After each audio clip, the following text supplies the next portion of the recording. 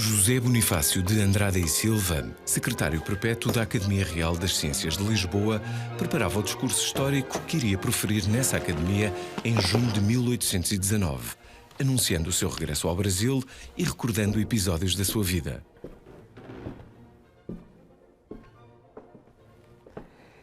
É esta, ilustres académicos, a derradeira vez que tenho a honra de ser o historiador de vossas tarefas literárias e patrióticas, pois é forçoso deixar o antigo que me adotou por filho para ir habitar o novo Portugal onde nasci.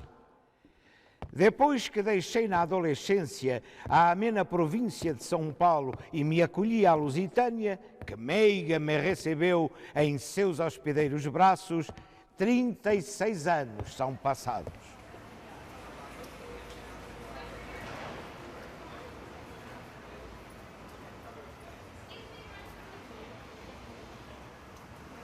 José Bonifácio, nascido em Santos em 1763, chega a Coimbra com 20 anos. Matricula-se na Universidade em 30 de setembro de 1783, no curso de Estudos Jurídicos.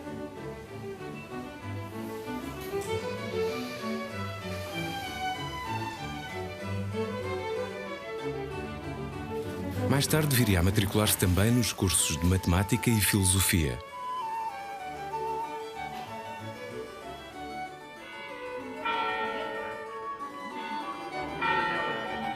Coimbra era, desde 1537, a sede da Universidade em Portugal, depois de Dom João III ter posto termo a 2 séculos e meio de alternância com Lisboa.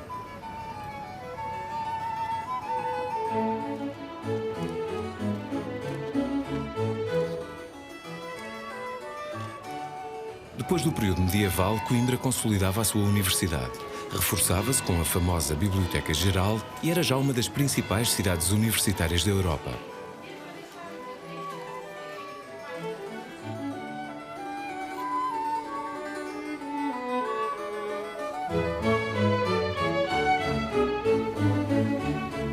Espaços como o da majestosa biblioteca mandada construir por Dom João V afirmavam a sua crescente importância.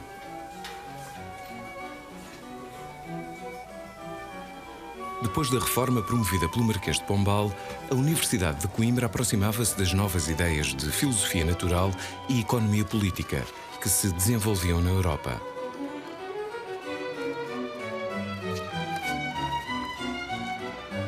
A Universidade de Coimbra de 1783 iria marcar profundamente José Bonifácio. Um dos seus professores mais influentes foi Domenico Vandelli, naturalista italiano, criador do Jardim Botânico de Coimbra.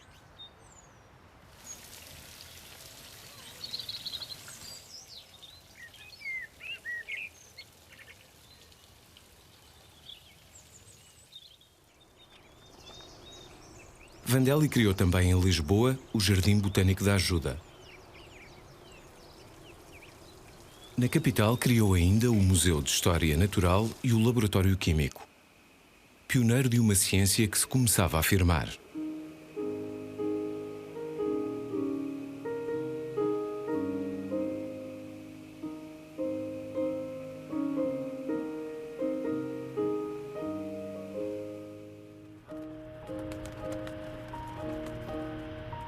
Terminados os estudos, José Bonifácio muda-se para a capital, sendo proposto em 1789 para sócio da Academia Real das Ciências de Lisboa pelo seu fundador, o Duque de Lafões.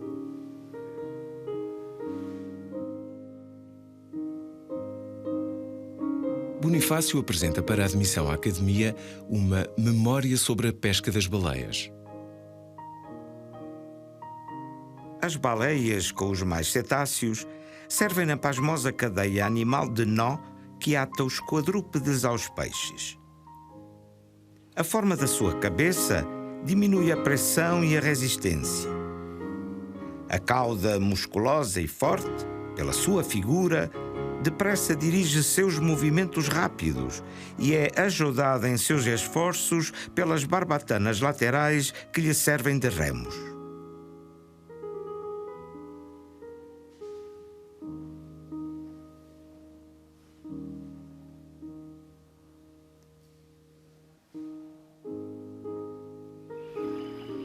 O estudo baseava-se nas observações feitas durante a sua juventude, na armação de Bertioga, perto de Santos. Aqui o meu interesse é pôr aos olhos dos que podem emendar os abusos a perda que anualmente recebe esta pescaria, já pelo mau método de pescar as baleias, já pelo péssimo fabrico do azeite extraído. É fora de toda a dúvida que, matando-se os baleiotes de mama, vem a diminuir-se a geração futura, pois que as baleias, por uma dessas sábias leis da economia geral da natureza, só parem de 2 em 2 anos um único filho, morto o qual, perecem com ele todos os seus descendentes.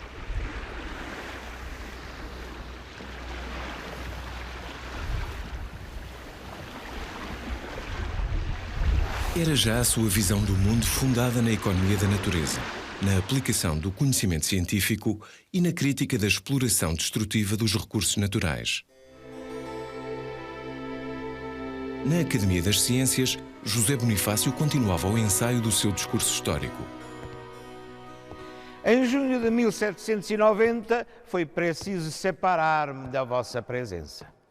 Mandado pela Augusta Rainha, a senhora Dona Maria I de imortal memória, a viajar pela Europa e a aprofundar-me nas ciências naturais, principalmente nos ramos da química, mineralogia e montanística, vós me persuadistes e animastes a obedecer às soberanas ordens.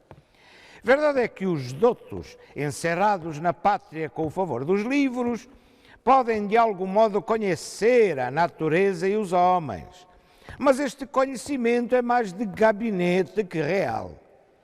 A alma do viajante observador dilata-se e extasia-se a cada passo que dá pelo universo.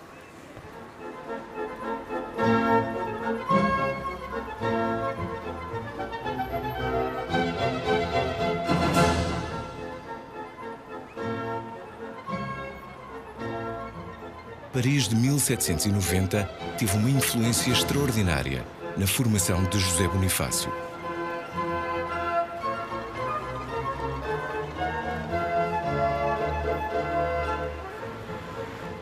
Fervilhava os ideais de liberdade, igualdade e fraternidade da Revolução Francesa do ano anterior. Era grande a influência filosófica de Jean-Jacques Rousseau e do seu contrato social.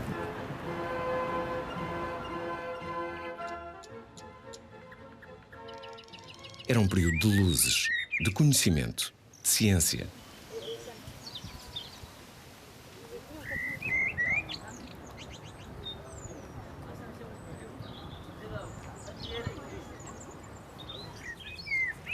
Um dos espaços principais de ciência na Europa era o Jardin du Roi, onde José Bonifácio seguiu o curso de Química. Aí se aprendia também botânica com Buffon e Jussieu.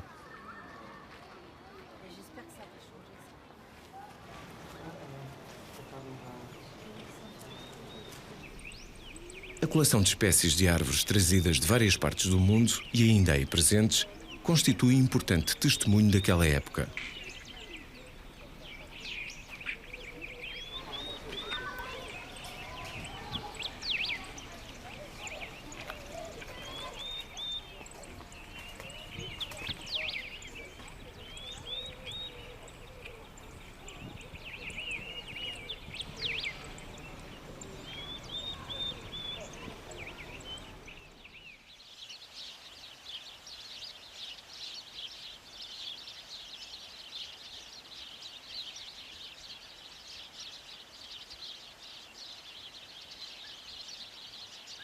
Pronunciando muitas das preocupações atuais, escreveria mais tarde José Bonifácio sobre a importância da floresta no ciclo da água e no sequestro do carbono.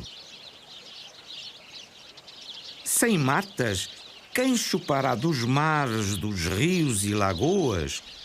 Os vapores que, dissolvidos e sustentados na atmosfera, caem em chuva e, em parte decompostos em gases, vão purificar o ar e alimentar a respiração dos animais. Quem absorverá o gás ácido carbónico que estes expiram e soltará outra vez o oxigênio que aviventa o sangue e que sustenta a vida?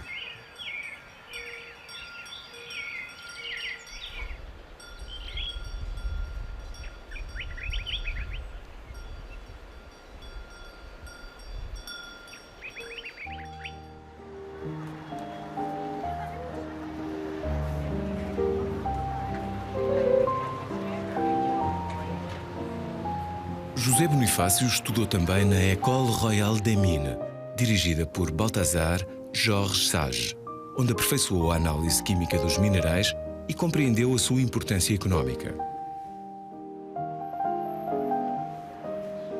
As minas, fomentadas e administradas sabiamente, põem em circulação riquezas imensas.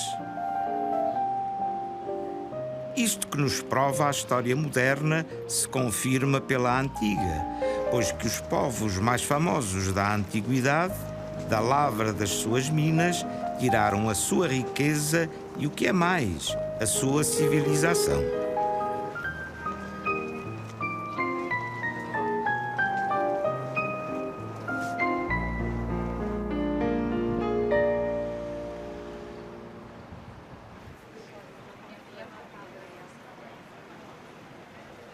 Os estudos de José Bonifácio continuaram na Saxónia, na Escola de Minas de Freiberg, cidade alemã com grande tradição mineira, onde se tinha fundado uma academia, em 1765.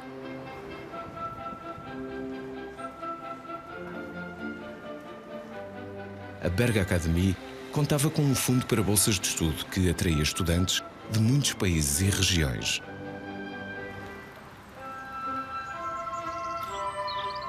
Aí lecionavam alguns dos maiores especialistas mundiais, com destaque para Abraham Werner.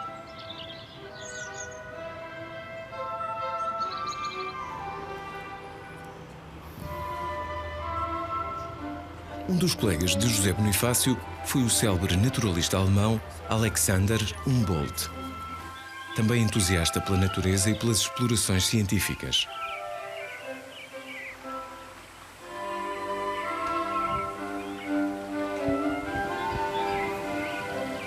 José Bonifácio e Humboldt trabalharam muitas horas nas minas dos arredores da cidade.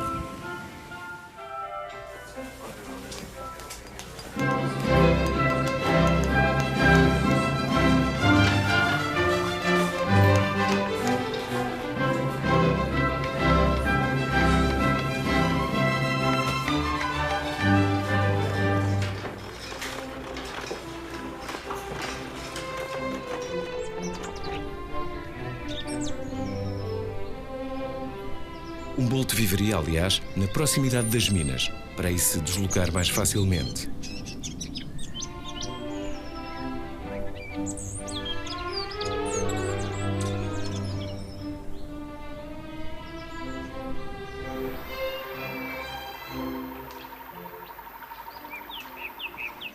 A necessidade de água para acionar os engenhos das minas foi também estudada por José Bonifácio, nos sistemas de barragens e canais construídos na região.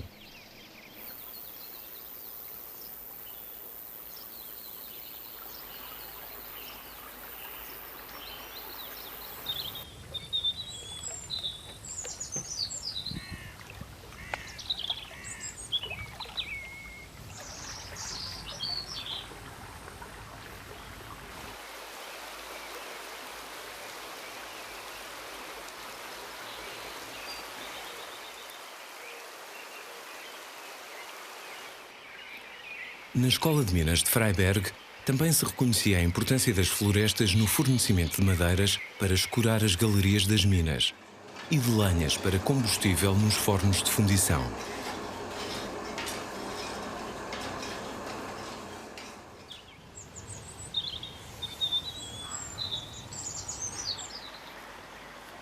A silvicultura como ciência apareceria um pouco mais tarde, na vizinha escola de Tarente.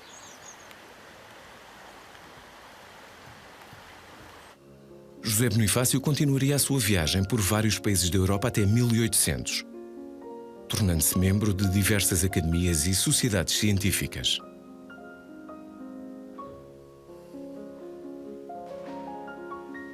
Nesse período, José Bonifácio identificou minerais novos para a ciência, um dos quais seria mais tarde designado andradite, em sua memória.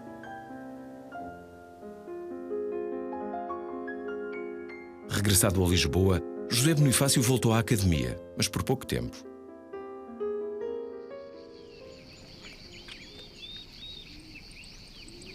Em 1802, foi nomeado intendente-geral das Minas e Metais do Reino, com responsabilidade sobre as explorações de carvão e as ferrarias da Foz do Rio Alges, em Figueiró dos Vinhos.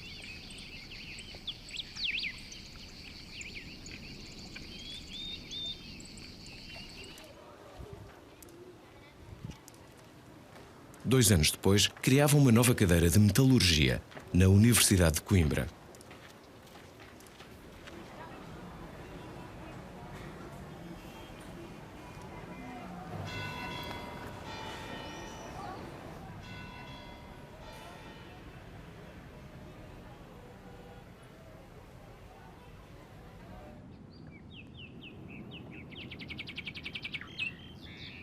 Em 1807, era nomeado superintendente do Rio Mondego e das obras públicas da cidade de Coimbra.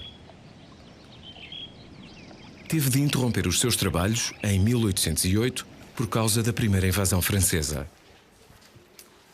Pela invasão francesa, em 1809, se fechou a universidade e formou-se, por ordem superior, o Corpo Militar Académico, onde servi primeiramente no posto de major e depois no de tenente-coronel, fazendo a campanha do Voga e Douro.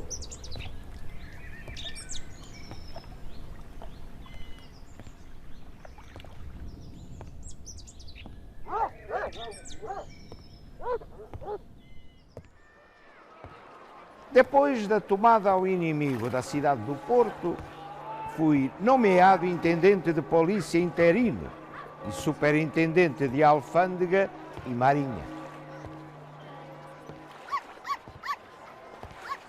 Recresceram depois novos males com a usurpação francesa.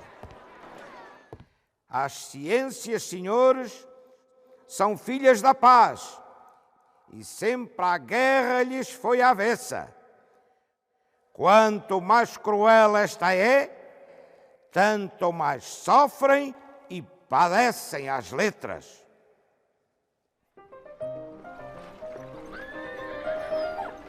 A corte portuguesa tinha partido para o Brasil em novembro de 1807, fugindo à invasão das tropas francesas de Junot.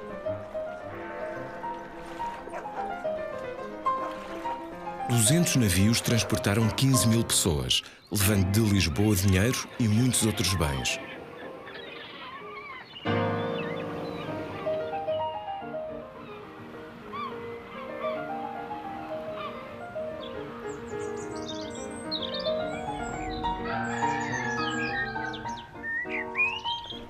O Rio de Janeiro, então com 60.000 habitantes, crescia e passava a capital do reino. Convertia-se rapidamente numa cidade de padrões culturais europeus, com produtos que chegavam através dos portos abertos ao comércio internacional.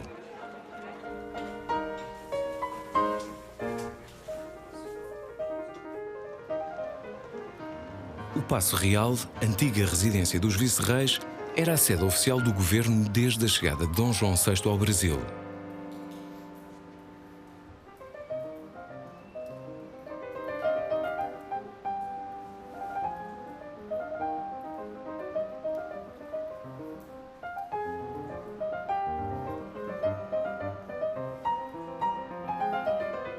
Seria também este o local de importantes cerimónias públicas, aproveitando o largo adjacente que possibilitava grandes concentrações populares no centro do Rio de Janeiro.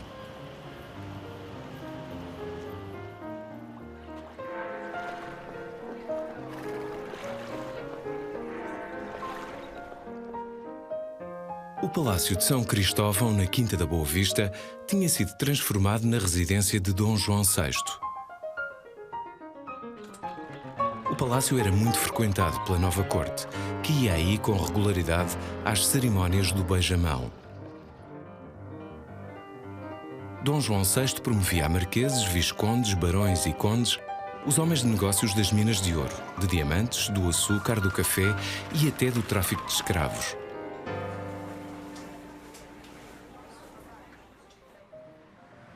Aí continuaria a residir a família real, mesmo depois da expulsão definitiva das tropas francesas de Portugal, pois Dom João VI decidiria, em 1815, manter a coroa no Rio de Janeiro, capital do Reino Unido de Portugal, Brasil e Algarves.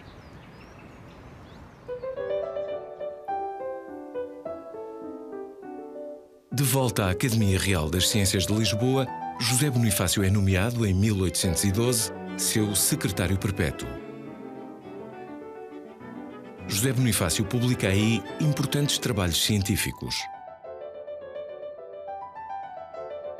Foi cometida ao exame da Academia a análise de uma porção de casca amargosa com o nome de quina, que do Rio de Janeiro havia sido mandada ao físico-mor do Exército, para que se fizesse uso dela principalmente nos hospitais militares.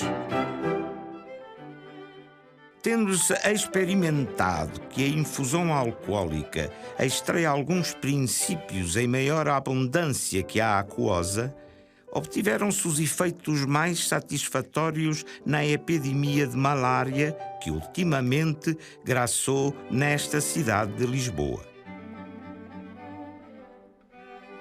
Este facto, que coincide perfeitamente com as nossas experiências, faz bem ver quanto a medicina pode esperar das luzes da química, uma vez que o espírito de observação e o desejo de descobrir a verdade dirijam os que se empregam nestas ciências.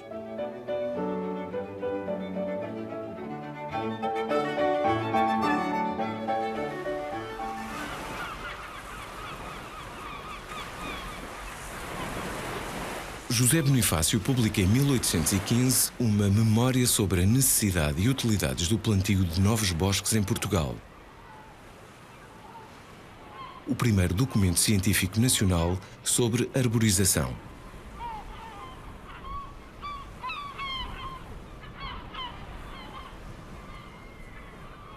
Tendo sido encarregado em 1802 de dirigir as sementeiras e plantações nos areais das nossas costas, comecei pelo Coto de Lavos, cujas terras de lavoura estavam em perigo iminente de ser alagadas e soterradas pelas areias do mar.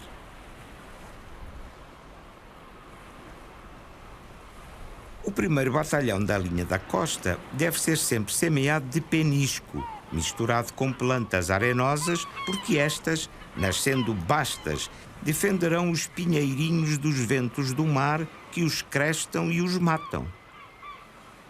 E porque as plantas arenosas entrapam e firmam a areia e evitam tornar-se movediça.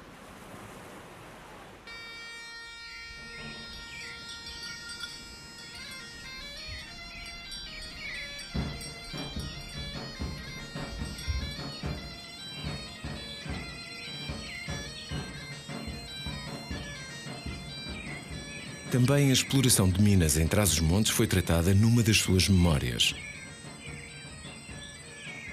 As minas de Ventuzelo constam de 2 veios de chumbo.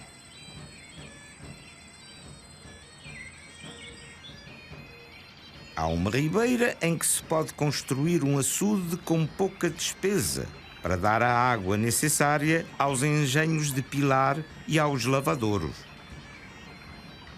E há, ao longo dos ribeiros, lenhas e madeiras suficientes para alimentar os fornos.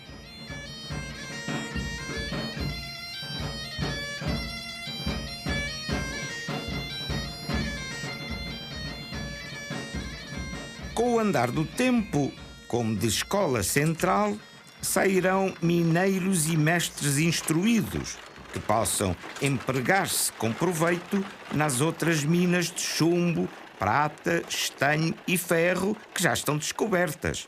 E se vão pesquisar devidamente, não só nesta comarca de Miranda e na outra vizinha de Bragança, mas noutros sítios do Minho e Beira, onde a natureza se mostra pródiga em tesouros subterrâneos.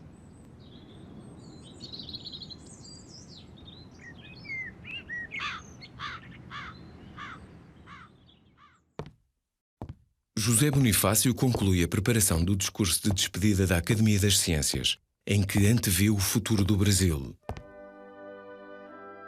Que país esse, senhores, para uma nova civilização e para novo assento das ciências. Que terra para um grande e vasto império, riquíssimo nos 3 reinos da natureza. Com o andar dos tempos, nenhum outro país poderá correr parelhas com a nova Lusitânia. 1000 bênçãos já vai recebendo e receberá cada vez mais este recente império, pois teve a ventura de haver sido fundado pela sabedoria e magnanimidade do nosso incomparável soberano, cujo nome, só por isso, passará à mais remota posteridade, pois a fundação da monarquia brasílica fará uma época na história futura do universo.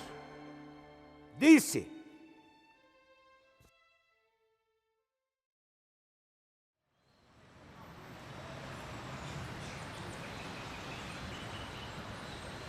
Em 1820, já no Brasil, José Bonifácio realiza uma viagem de exploração mineralógica com o seu irmão Martim Francisco.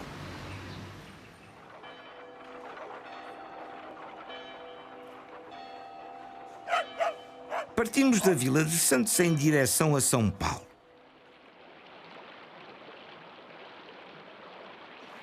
Embarcando-nos numa canoa por uma corrente de água salgada que atravessa o Mato Virgem, chegamos ao porto do Cubatão. Do Cubatão, vai-se até ao pé da grande Serra do Mar. A estrada é muito boa, cercada de matas, cuja variada vegetação se mostra rica e prodigiosa.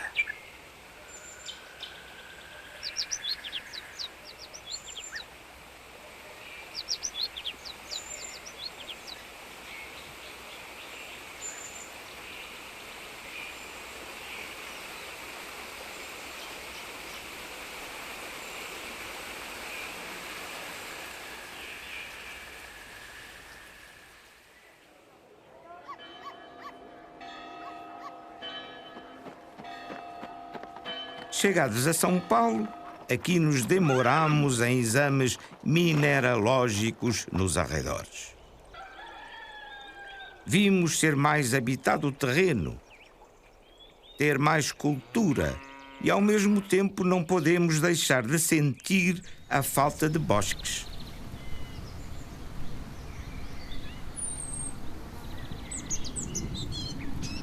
Todas as antigas matas foram barbaramente destruídas com o fogo e o machado.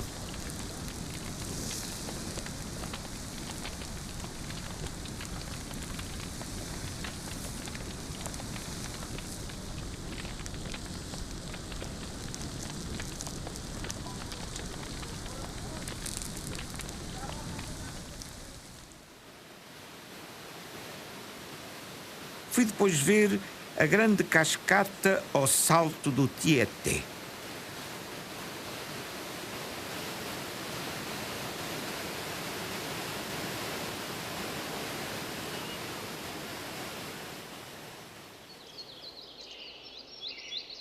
Em seguida, visitei a fábrica de ferro de Ipanema.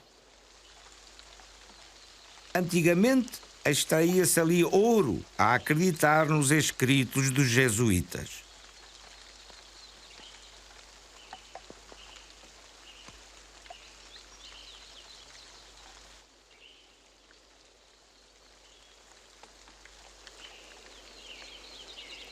No complexo histórico de Ipanema, com o seu lago e canais de acesso de água à fábrica, são ainda bem visíveis os fornos geminados que José Bonifácio comentou numa memória que apresentou ao governo de São Paulo.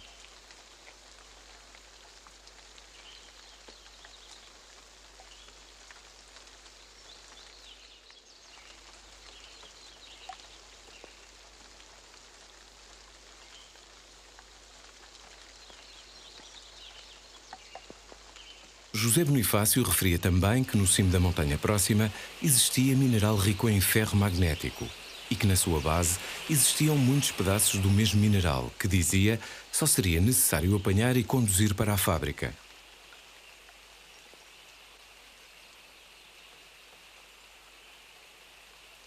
No final da viagem mineralógica, José Bonifácio concluía sobre as potencialidades do estado de São Paulo. Esta província de São Paulo, pela abundância de madeiras e dos seus campos, pelos inumeráveis rios e ribeiros, em grande parte navegáveis, pelas riquezas de ferro, ouro, diamantes, outros metais e pedras preciosas, é realmente uma das regiões mais privilegiadas do globo e uma obra-prima da benfazeja natureza.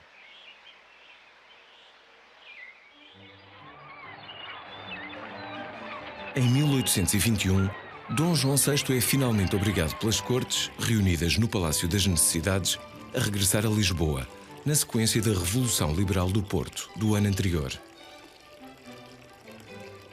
Dom Pedro, com 22 anos, é então nomeado Príncipe Regente do Brasil. Em todo o Reino Unido de Portugal, Brasil e Algarves eram eleitos deputados para redigir a Constituição. António Carlos, outro irmão de José Bonifácio, era eleito por São Paulo. Os irmãos Andrada entravam em 1821 definitivamente na vida política. Martim Francisco era nomeado secretário do governo da província de São Paulo, em que José Bonifácio era vice-presidente. José Bonifácio redige então um importante documento com instruções para os deputados daquela província defenderem nas Cortes de Lisboa. Que se cuida em legislar sobre a catequização e civilização geral e progressiva dos índios bravos que vagueiam pelas matas, e sobre melhorar a sorte dos escravos, favorecendo a sua emancipação gradual.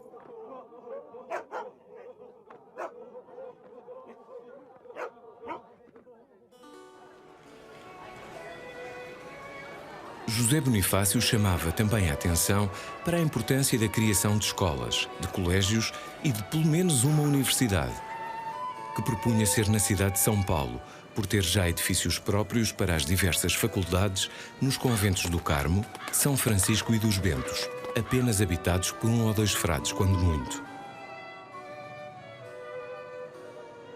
Nesse documento se defendia também a indivisibilidade do Reino Unido e o estabelecimento de um governo geral para o Brasil, ao qual estivessem subordinados os governos das províncias.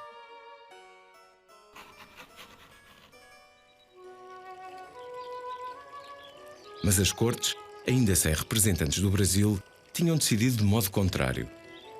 Determinavam que as províncias brasileiras dependessem diretamente de Lisboa e ordenavam que Dom Pedro regressasse de imediato a Portugal.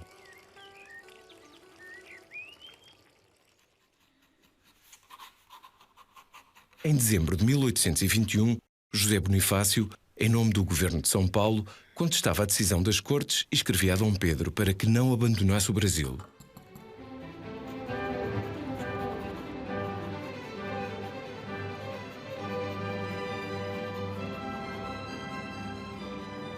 A 9 de janeiro de 1822, Dom Pedro anuncia a sua decisão. Como é para bem de todos e felicidade geral da nação, estou pronto. Digam ao povo que fico. Era uma desobediência clara à ordem das Cortes de Lisboa.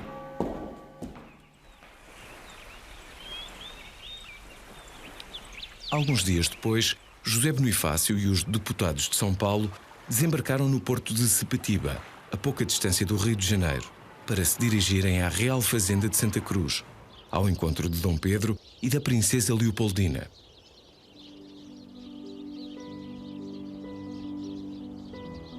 No caminho, esperava-os Leopoldina com a filha, Maria da Glória, futura rainha Dona Maria II de Portugal, e o filho, João Carlos. Vinha pedir a José Bonifácio que apoiasse Dom Pedro. José Bonifácio foi, nessa noite, convencido a aceitar o primeiro posto do novo governo do Brasil, como ministro e secretário de Estado dos Negócios do Reino e Estrangeiros.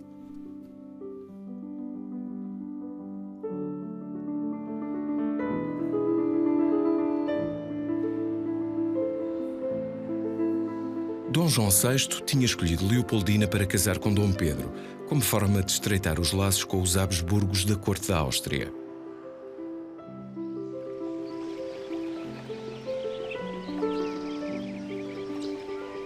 Leopoldina tinha grande curiosidade em conhecer a riqueza natural do Brasil. Por isso, da comitiva que partiu de Viena em 1817, fazia parte um grande grupo científico, apoiado pelo desenhador Thomas Ender, que reproduziu a viagem e a chegada ao Rio de Janeiro.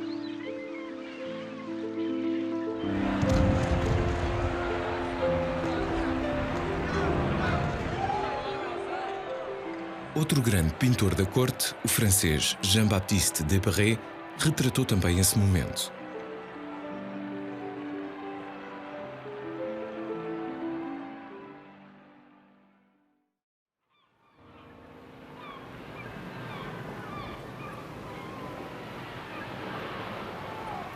A tensão entre Portugal e o Brasil não parava de crescer.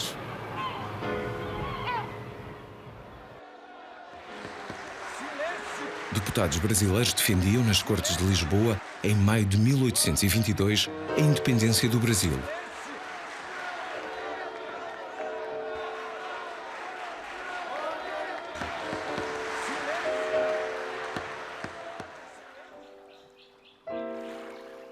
No dia 6 de setembro, Dom Pedro, receoso de ataques portugueses pelo mar, inspecionava as fortalezas que defendiam Santos. Partiria depois para São Paulo.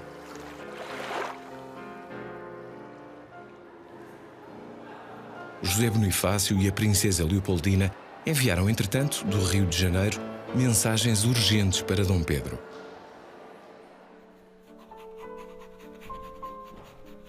A carta da princesa Leopoldina recomendava-lhe prudência e atenção aos conselhos de José Bonifácio.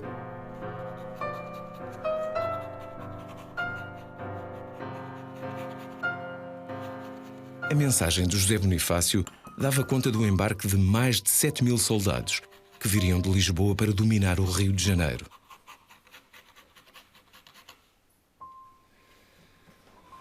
José Bonifácio só via duas soluções. Ou Dom Pedro partia para Portugal e aí ficava refém das cortes, ou ficava no Brasil e proclamava a independência.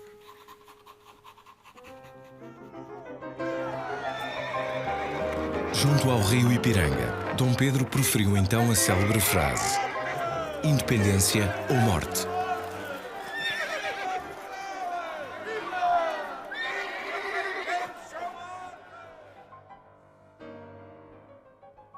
Vossa Alteza pode estar certa. É o melhor para o Brasil.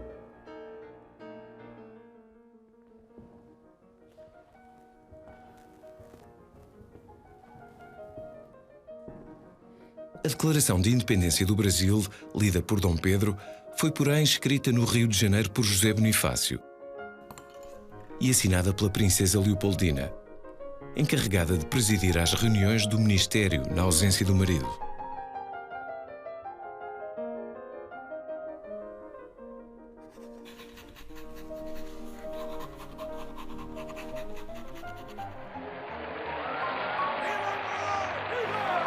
Depois da aclamação, o imperador Dom Pedro I do Brasil viria a ser coroado no dia 1 de dezembro, simbolicamente aquele em que se comemora a restauração da independência de Portugal.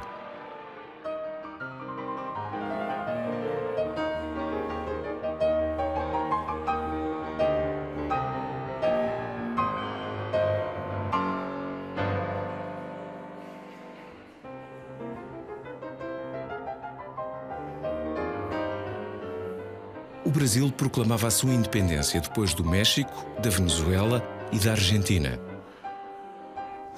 Era uma época de mudança em todo o continente americano e a maçonaria tinha sido fundamental nesse processo, que começara em 1776 com a independência dos Estados Unidos da América.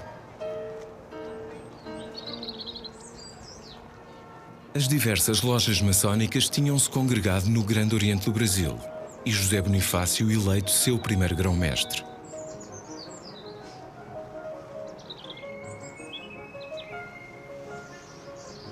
Depois de alguns conflitos internos, José Bonifácio viria a ser substituído no cargo pelo próprio Dom Pedro.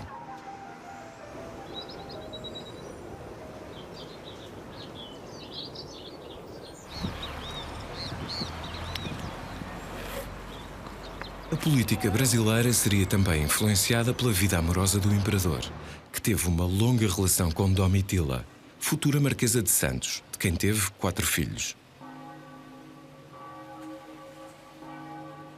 Dom Pedro teve, aliás, diversos filhos bastardos, entre os quais um com a baronesa de Sorocaba, irmã de Domitila.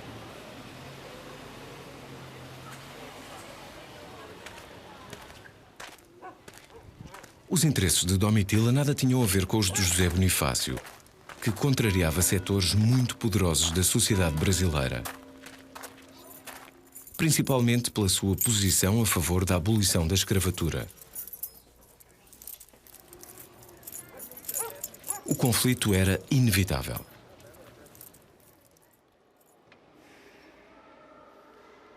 Em julho de 1823, José Bonifácio é forçado a abandonar o governo. Dom Pedro cede às pressões e tenta expulsar os irmãos Andrada da Constituinte. Mas não o conseguindo, acabaria por dissolver a própria Assembleia e deportá-los para a França.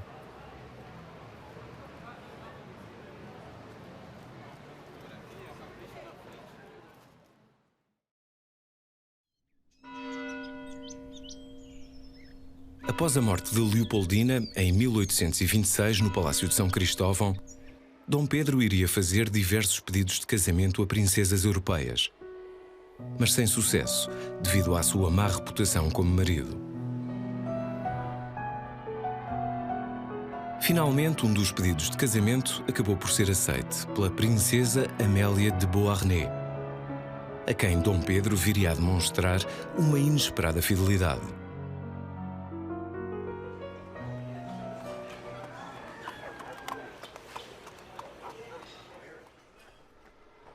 Domitila partiu definitivamente do Rio de Janeiro, em agosto de 1829, e viria mais tarde a desempenhar papel relevante na sociedade paulista.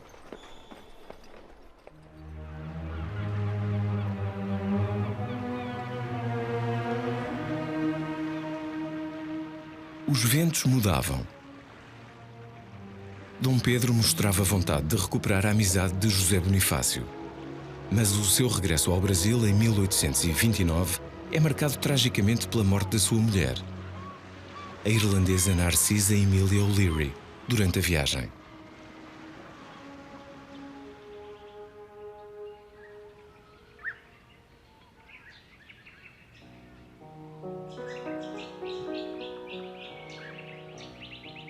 José Bonifácio instala-se numa casa na ilha de Paquetá, na Baía de Guanabara.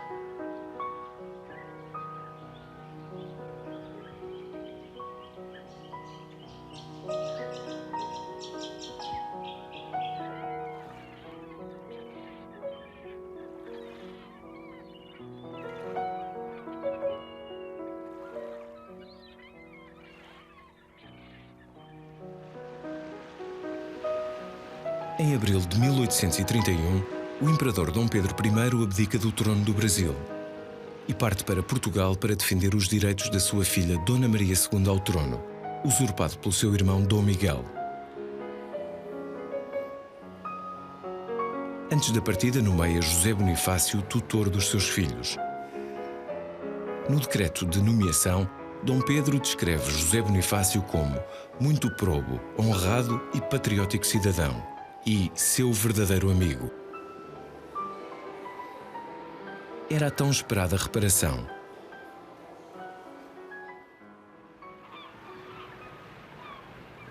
Mas os seus antigos adversários voltariam de novo a persegui-lo, conseguindo em 1833 afastá-lo desse cargo e, com isso, evitar a sua influência sobre o futuro imperador do Brasil, Dom Pedro II.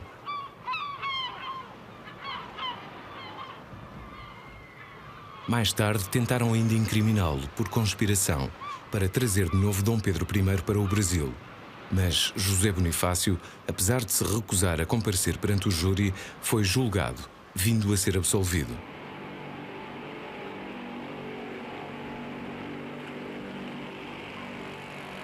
José Bonifácio fixou-se definitivamente na ilha de Paquetá, onde passou os últimos anos de vida.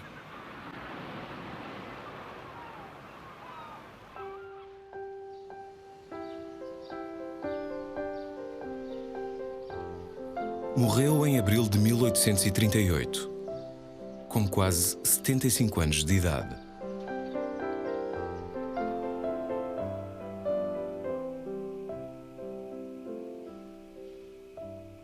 Os seus restos mortais estão agora depositados no Panteão dos Andrada, em Santos.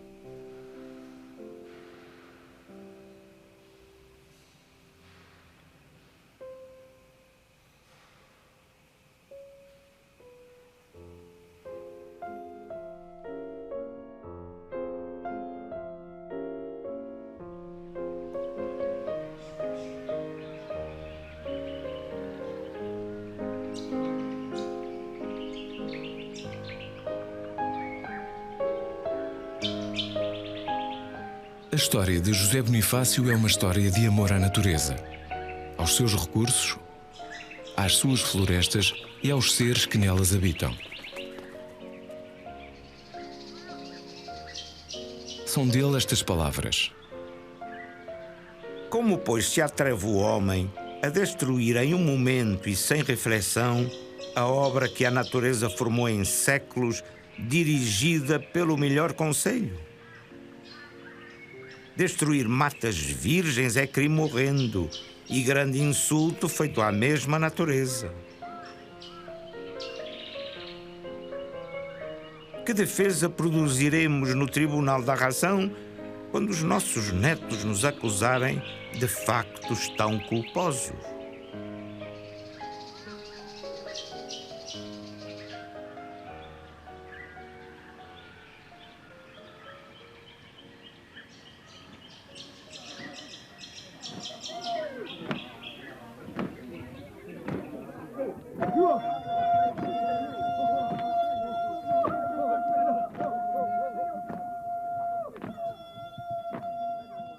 Mas a história de José Bonifácio é também uma história de amor à gente, aos índios bravos, aos escravos negros, aos brasileiros e aos portugueses.